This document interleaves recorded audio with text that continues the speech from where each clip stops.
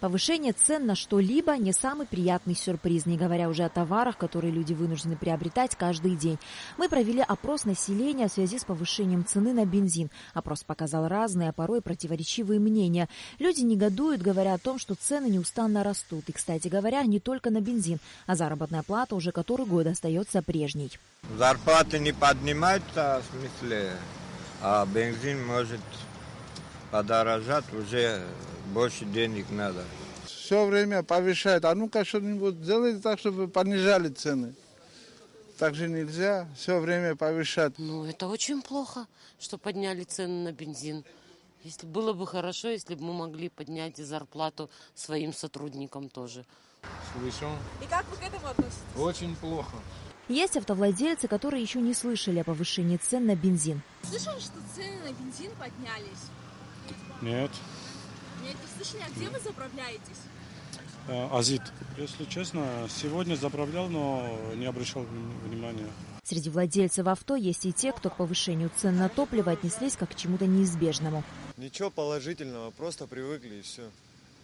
Ожидали, в принципе, говорили же, слухи шли, что будет дорожать топливо. Ну, не знаю, ничего хорошего. Ну, я думаю, что это вполне закономерно, потому что надо как-то, цены растут везде, и это тоже должно быть. Мало того, что повышение цен на бензин уже событие, не вселяющее оптимизм, так этот факт влечет за собой еще и ряд последствий. Например, поднятие цен на продукты питания, которые без того не самые дешевые. В данный момент, как на овощи, цена поднялась или она осталась прежней? Наоборот, поднялась. Поднялась? Вот насколько, например? Можете привести пример? И как давно поднялась? Почему бы нет, на 8 рублей? Резко. Все же есть во всей этой истории позитивные моменты. Не во всех магазинах цены при первой же возможности выросли как на дрожжах. У нас никаких изменений цен нет.